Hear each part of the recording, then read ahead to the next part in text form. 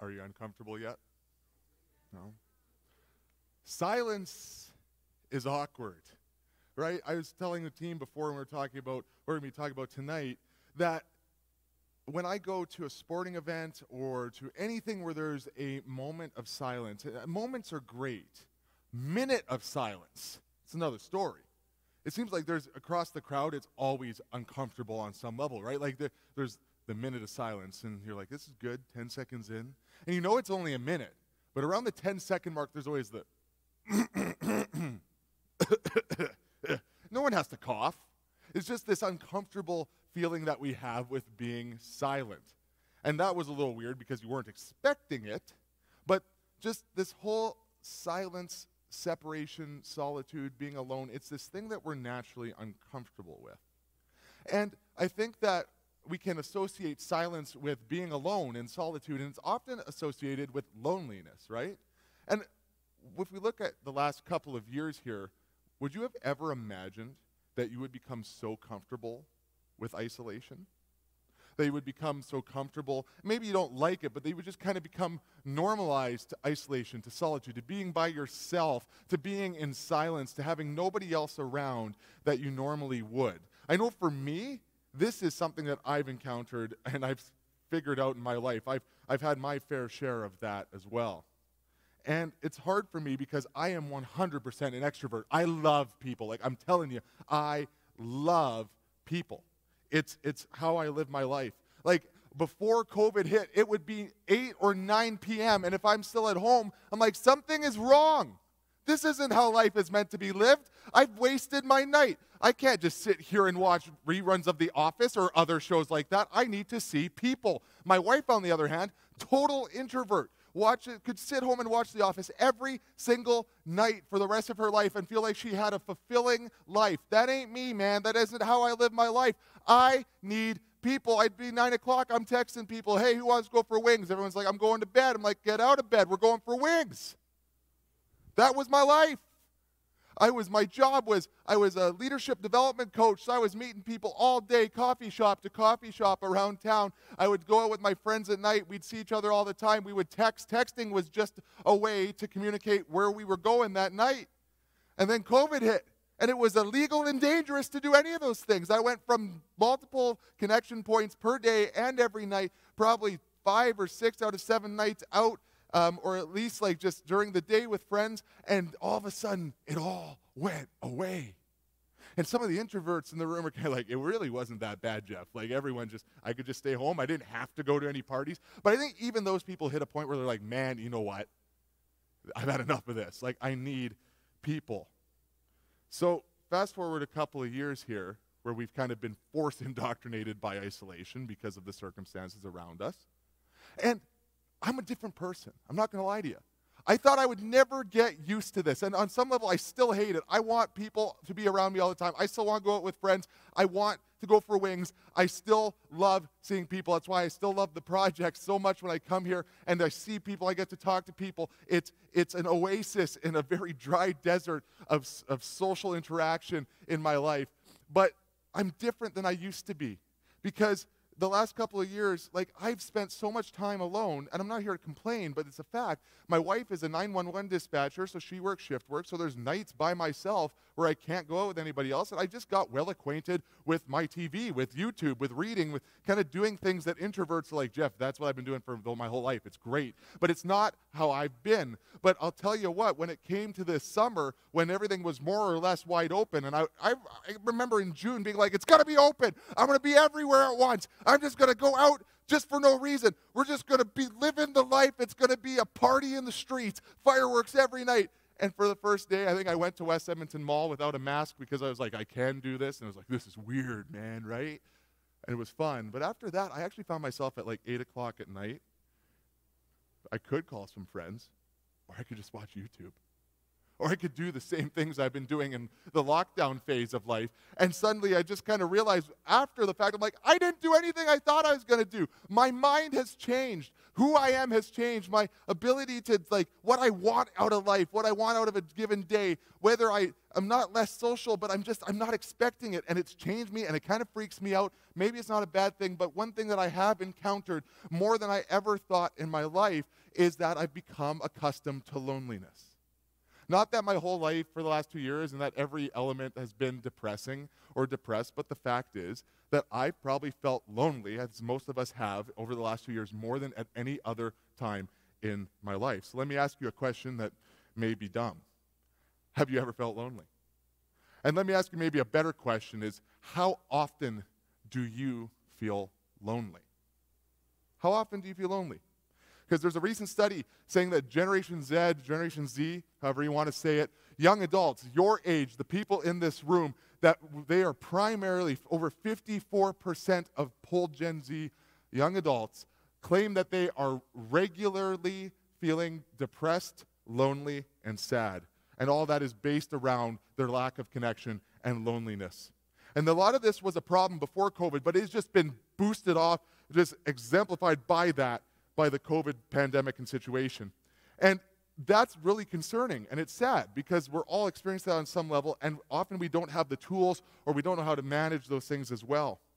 The thing is, it's just natural that we don't want to be alone. You may be an introvert, you may be an extrovert, but you definitely have some level, a ceiling and a bottom of what is socially acceptable for you with social interaction.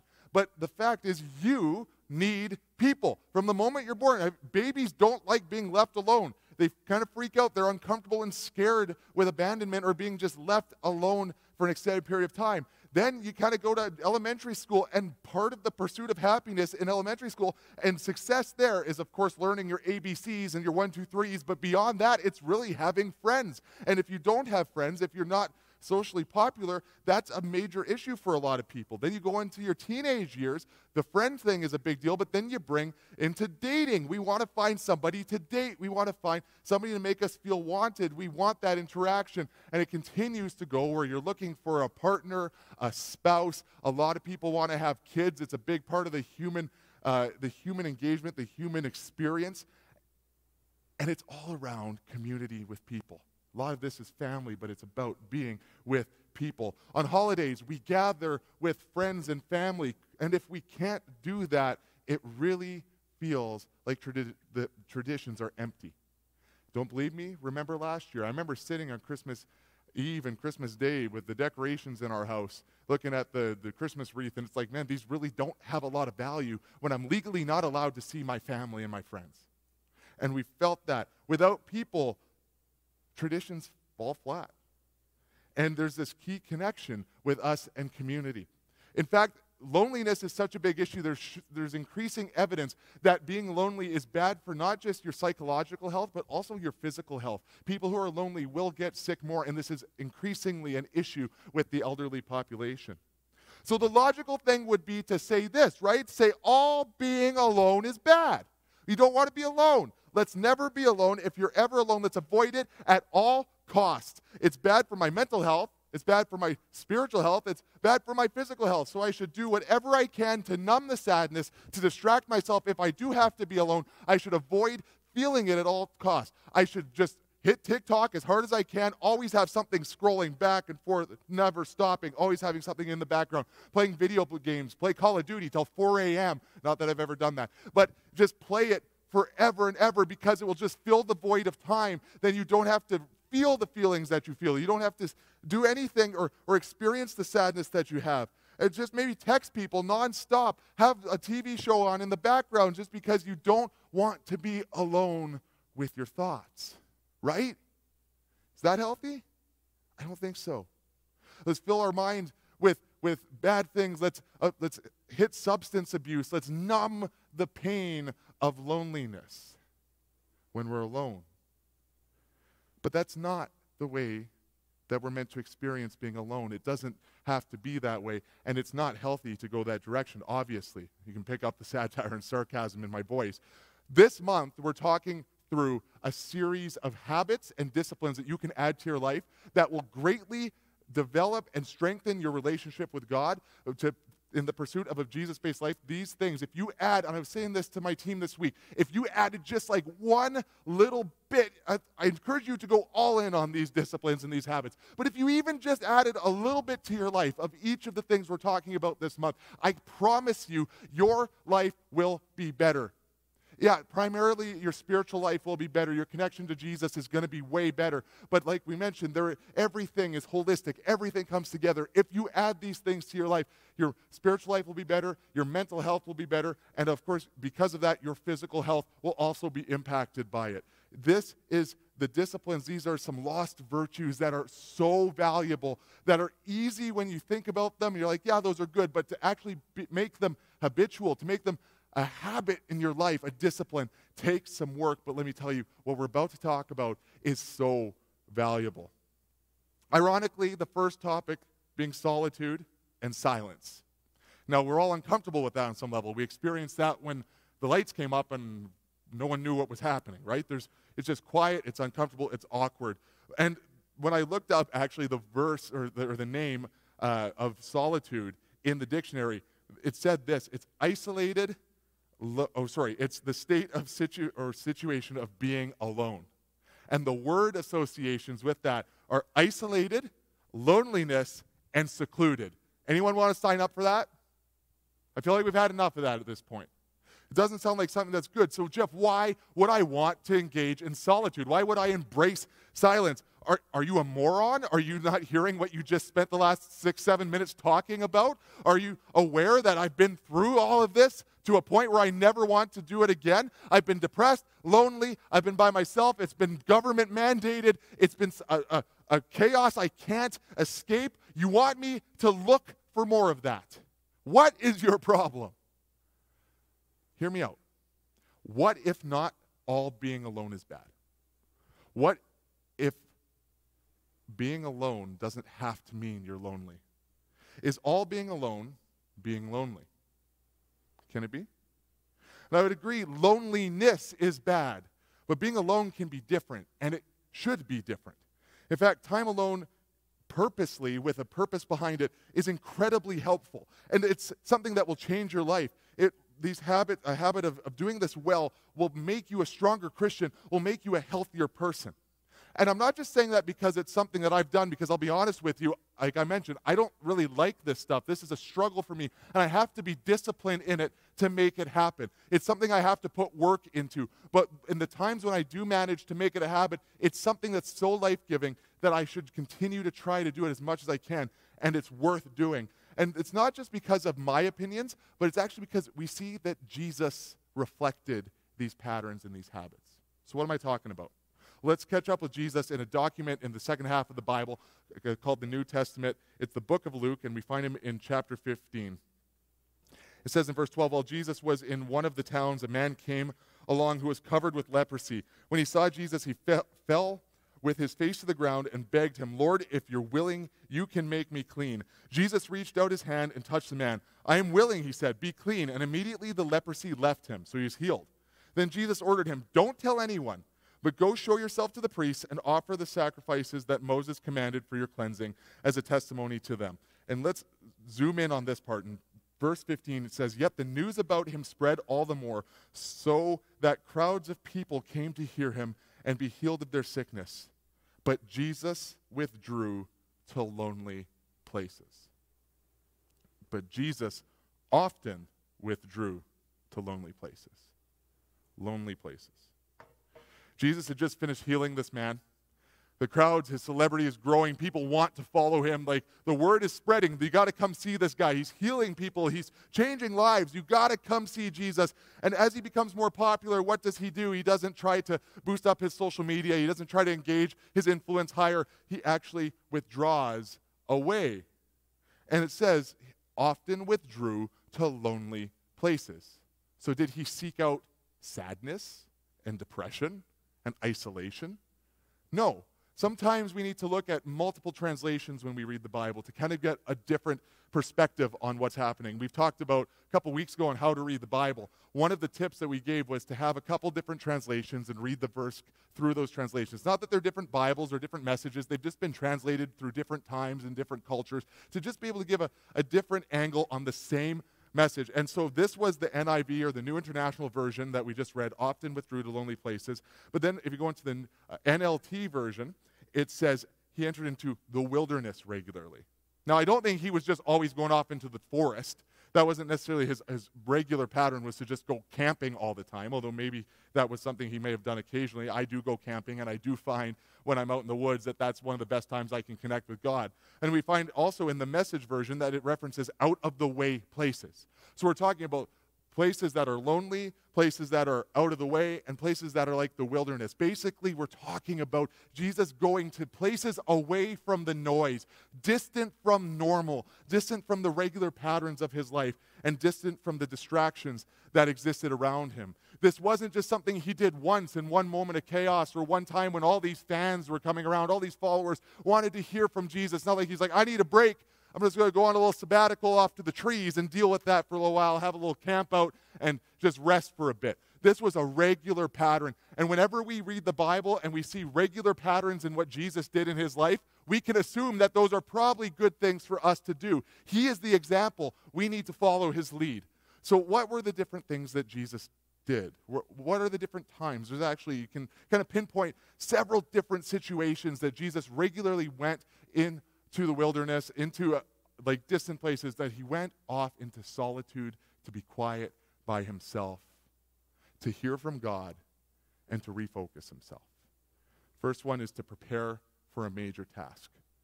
What do you do when you have a major task at hand? When you have a mountain to climb, you got exams coming up, and you're like, man, I got this huge thing I got to deal with. What's your go-to? For me, it's to complain about it or text people, or maybe you go on social media and whine about it. I don't know.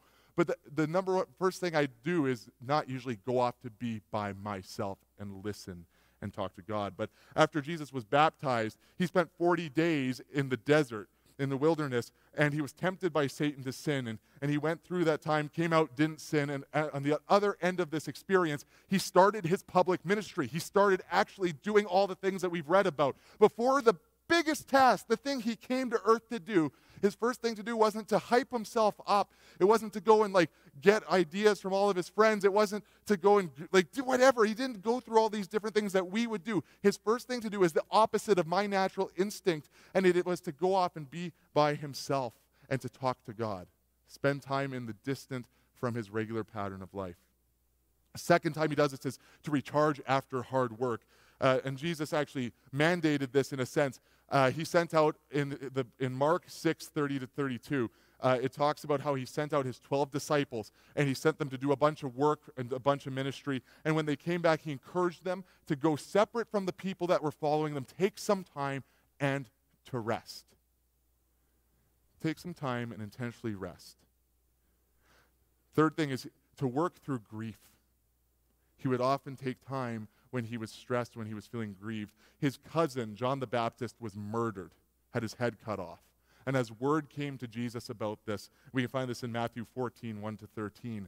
As he found out about his cousin being beheaded, he immediately went off by himself to pray and to grieve, which is an interesting sign that even, yes, the Son of God felt grief the same way we do. He felt that. What do you do when you feel grief? Is the number one thing, is the first thing you think of, I need to go and be alone and listen to God and talk to God? I know for me, that's often not the case. Number 4 is before making an important decision. When you have a huge decision to make, when you have a big time choice you have to make, what do? What is your go-to? Think about it. If you have to decide on a new job or a new school or a new program or something like that, you got to move somewhere else, you got to make a major life decision, what is your number one response? What is the first thing you do? We see in Luke 6-12, that early in his ministry, he needed to choose his 12 disciples. One of the biggest decisions he's going to have to make. He's picking his literal team to do the most important work, to be able to tell the most important story that's ever happened in human history. He's picking 12 people, and the first thing he did, he doesn't go to ZipRecruiter, doesn't go to any of those places, he goes to God. And he goes to be by himself. And he goes to spend time in solitude and silence to talk to God. Also, when he's in distress, we see in Luke 22:39-44, that hours before he's arrested, he's about to be murdered. He's about to go through a murder on the cross, a humiliating and painful, suffering torture device that was going to kill him over an extended period of time. He knew this was coming, and he doesn't whine. He doesn't just sit in his stress, but the thing he does, he goes to the Mountain of Olives and went a short distance away from his disciples to be by himself and pray. And I think there's something interesting in there, that it doesn't always have to be some distant place. He was just away from the people that was with him. He didn't have to go on a long, secluded drive to the mountains. He didn't have to go on a day trip to Banff. He didn't have to do any of that type of stuff. Not that that's bad, but it didn't have to be this extravagant thing that he was doing. The last one is this, to focus on prayer, and we saw that. We saw that in Luke 15, where it says that many times when it was time to pray, he went off to spend time alone in prayer. And in this situation, it'd be easy to say, so Jeff, you're just telling me I need to go spend time by myself.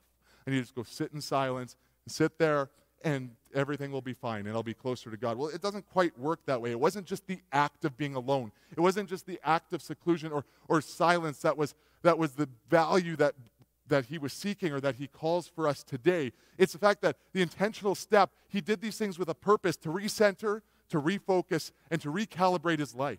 That reorganize the priorities and to figure out what is next. And that's what the value of this discipline, this habit of spending time in solitude or spending time in silence and in a positive way, isolation. That's what we do. We refocus, we recenter, and we recalibrate our lives. We figure out what's wrong, and we figure out where we're going next. God is able to speak to us. Jesus spent his time emptying himself of distractions and filling himself with God's word and with God's plan for his life, God's will. And when the weight of the world became too much for him to handle, because even Jesus felt the weight of the world. And if Jesus had times where he had to recoup, recenter, recalibrate because of that, I think that we will obviously and often have to do the same thing, because I'm not God. He was. And when he was on earth, he felt that stress, and he would take time to be alone.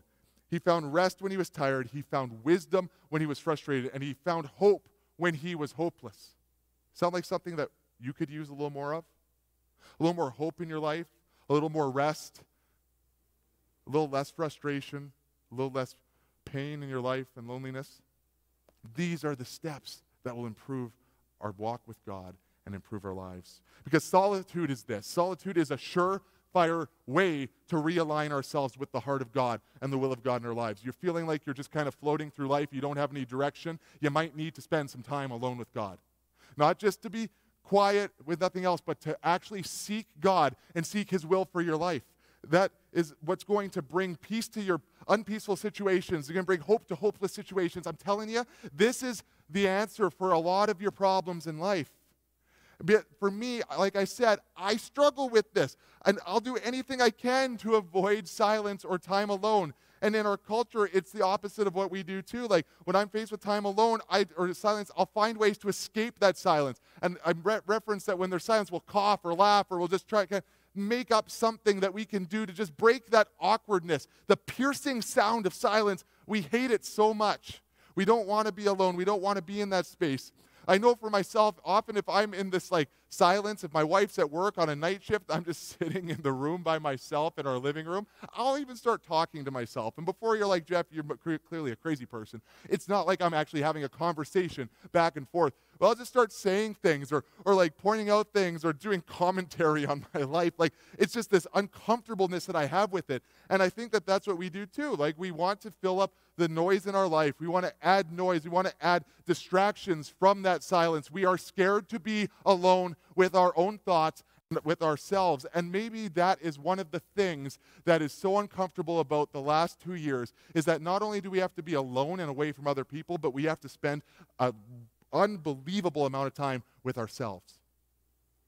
And sometimes when we're alone with ourselves, we start to see who we truly are. There's no distractions to take away the weight of the mistakes we've made, to look in the mirror and see who we really are. And I'm not saying that we're all horrible people, but the fact is that there are times where we need to have that recalibration. And if we put that off, we're going to not like what we see at the end of the day. And one of the reasons we're so depressed is that we realize that we're not as perfect and our life isn't all together like we thought it was. Solitude is like a mirror for your soul. And for me, this has been something I've experienced. I know that when COVID first started, remember when all the hair salons were closed down, or the barbers, I don't know what we call them nowadays, but a place where you get your hair cut. When you couldn't get your hair cut, and everyone's hair was crazy, and everyone on TV had beards, and were like super long beards, they were really playing up the part. It got out of hand. I needed a haircut. So I made a grievous mistake, and I shaved my head with some old dog hair trimmers my parents had. Because I just needed, it was getting in my face. It was like months and months right before COVID hit and lockdown. I was like, I'll go another week without a haircut. And then there was no options anymore. And it was just, I was getting crazy. It was absolute chaos. Some people would be on Facebook like, oh, I need a haircut. And they'd be a little bit long. I'm like, I look like a crazy person here. So I shaved my head, and it didn't look good. It looked terrible. I looked like the Big Show from WWE. Nobody wanted to come near me, which is probably a good thing at that time. Like, I was just the bald guy with a mask, and it just wasn't a good look. It wasn't how I didn't feel good about myself. I had this image issue with it, and I'll be honest with you, for about 2 to 3 months, I avoided looking in the mirror because I knew what was in the mirror didn't look good. Why would I go back to the mirror? I know it's still not good. It's like looking at your bank account when you have no money. Why would I go on to the app to see that I'm broke, right? This sucks. So I didn't do it. I wanted to avoid it. I wanted to hide from it. I didn't want to accept that it was a real thing. It's easier to just not look in the mirror and think, I look beautiful. It didn't work that way, though. There's 3 months of uncomfortableness for sure.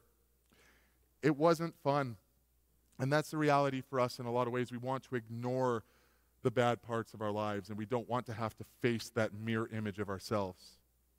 Another example of this, and this is just going to make me really expose who I really am. When I was like 10 years ago, I was driving a standard transmission car, and whenever on the highway I'd turn into fifth gear, when we were going really fast, all of a sudden you just hear like, I'm like, you know when your car starts doing something or a light comes on, like, that's not good. Google doesn't even know how to fix this. Oh, I'm going to do. So what did I do? How did I solve the problem of the humming car? And this isn't just like a hum. Like this was, something was ramping up to explode. Just turned up the radio. Louder music. I got well acquainted with some metal music so I could really drown it out. And no surprise to anyone in the room, about 2 months later, I found out, 2 weeks later actually, I found out my transmission exploded. Because it was the bearings on the transmission. I'm no mechanic. I don't even know that transmissions had bearings. I've just been told now because they blew up. Turning up the radio didn't fix the transmission. Turning on a distraction so I didn't have the warning signs in my car didn't solve the problem. Distracting from the problems in your life, avoiding looking in the mirror, avoiding looking at yourself and having those recalibration moments where you're honest with God, when you take out all of the distractions that we fill our lives with so we don't have to deal with the reality that there's some rot in our lives and that we're broken people that need Jesus and need His help to move forward. It doesn't fix the problem. You just keep rotting. You just keep having your life fall apart. It doesn't get better. You can't turn up the radio on your life. You can't avoid the mirror on your life. You actually have to seek out the mechanic. You just have to grow your hair out. You get a wig or something. I was a hopeless case in that situation. But you got to do what you can do to recalibrate your life. If you just leave it, if you just ignore it, if you just fill your life with more TikTok, more video games, more distractions, more text messages, more TV, whatever it is that is the distraction in your life, let me ask you this. What is that distraction in your life? What do you fill your life with so you don't have to deal with the real issues in your heart? Those will not solve your problems. Solitude is that checkpoint. Spending time alone with God is that checkpoint. Let me tell you this, though, because obviously at some point in this conversation, I'm going to challenge you to spend some time alone and quiet with God this coming week. What I've learned to do, I'm selfish. I'll hack everything I can. I'll try and find a way to not be uncomfortable in it.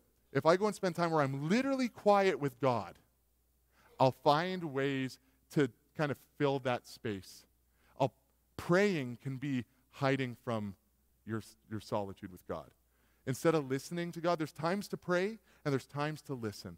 And it's easy to pray and just keep talking. You don't have to hear. But to expose the things in your life that you need to work on, sometimes you just have to shut up and listen. I'm not good at it. It's something that I have to really work at. But to just sit in silence and not be thinking about everything else in life, not be thinking about the problems in your life, but just listen to God and let him speak. Let the Holy Spirit speak to your heart and to your soul and to expose and unearth the things that you've been burying, that you've been hiding from, that it's going to be a painful process. But it's worth it. Because if you don't, your transmission's going to blow up one day. You're not going to get better. It's just going to get worse.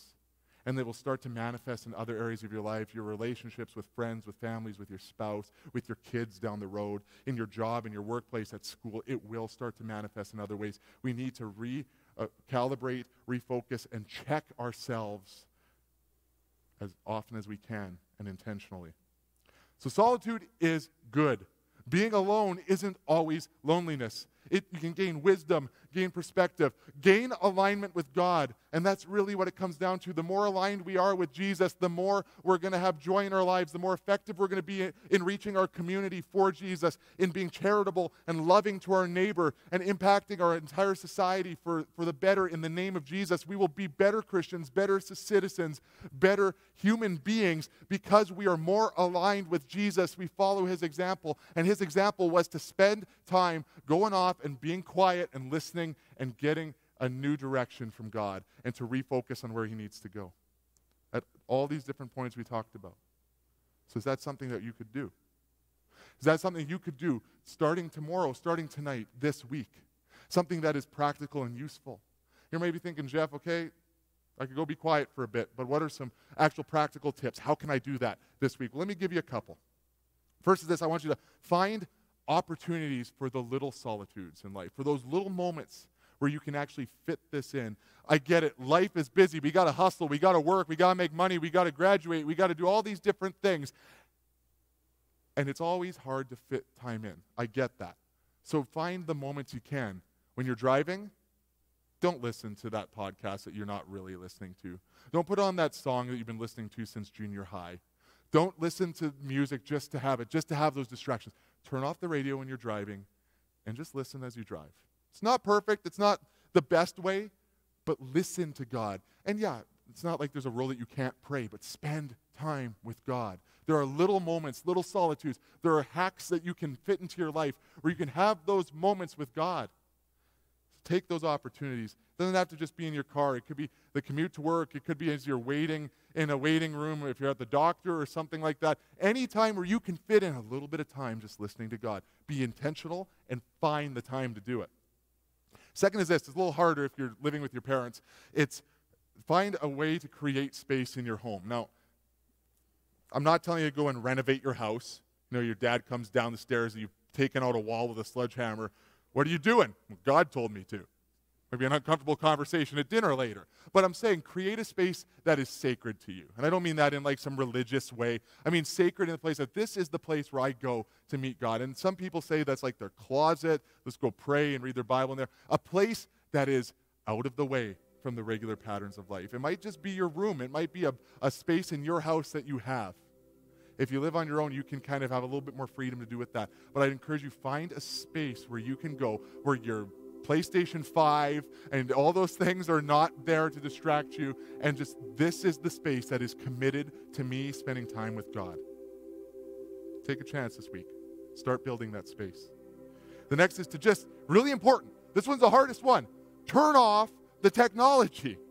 You know, how many times I've been like, all right, God, I'm going to chat with you here. I'm just here to listen. Ding. Or my watch vibrates, or my iPad's going off in the corner. There's a million different ways that I can be distracted in life. There's a million different ways that I can have my attention go from God. So stop letting them. There's this little button on the side of your phone for most people. I've never used it before. But you can just kind of turn it off. It's this crazy thing. You slide it, and now it doesn't work. It's probably, Zuckerberg is still probably listening to me, but that's okay.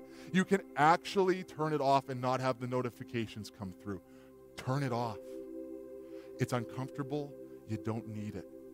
Even if it's for 5 minutes, even if it's for 10 minutes, even if it's for 1 minute, just start spending time with God. Number 4 is that a couple times a year, I'd encourage you to take just some time that you plan away. You know, it could be a day that you just go spend time in a park. I don't encourage you to do it this week. You'll die because it's cold. But like, if you want to go to a park, if you want to walk around a mall, if there's somewhere you can go, it's a coffee shop, somewhere where you can be quiet, have a little bit of a spiritual retreat. Don't have to make it weird. You don't have to light candles or anything like that. Do what you want to do, what you're comfortable with. But take a time to be intentionally away from God, and I promise you, you will hear from him. The last one is to just embrace the silence. And this one might be really hard, and I hear this one, and I'm like, man, I don't know if I could do that. What would it look like to just spend a whole day not talking at all? Not saying a word, not texting anything at all. Now, if you have to go to work or your teacher or something like that, you probably can't do that at work. But even if it was for 4 hours, 2 hours, if you just spend some time to intentionally, don't say anything, just listen. Just be somebody that listens to God, listens to other people, isn't always talking about their problems, isn't always projecting. Just take some time. And I'm not saying to become a monk and never speak again. I'm saying just take some time to be quiet. And that really is the summary of this. Stop running from your problems. Stop filling the void of your problems with noise and distractions and technology and video games and sounds and sights and things that take you away from the reality of your life. No one's perfect. We're all working on this thing together. That's the beauty of a Jesus-based life, is all of us imperfect people, broken people, are marching towards the good that Jesus showed to us. And he's given us these examples and these tips and steps and disciplines and habits through his life being told in the Bible that if we add them to our lives, I promise you, it will make your life better. But nobody is going to do it for you. If you're just waiting for God to fix your life, it's not how it's going to work here. You need to take the steps to know him better. You need to add these disciplines to your life, add these habits, these hacks to make your life better, to know Jesus better, to be a better person, a better Christian, a better human being. This will change your life, I promise it. So this is the challenge to you this week and beyond, Project Community. Be quiet. Listen to God. Hear what he has to say. It might be uncomfortable. As you unearth the things, the sin in your life, the things that are not in alignment with a Jesus-based life. But I'll tell you what, as he exposes those, he's not here to judge you and condemn you. He's here to say, here's what you got to work on. You want to know me better. You want everything there is to know and to experience in life. If you want the wholeness of life, this is what you need to fix. And that's awkward and uncomfortable, but if you don't do it, you'll never isolate those things and you'll never get better. And on the other end of this is so much fulfillment, is so much joy, and so much hope. So this week, be quiet. Give it a try.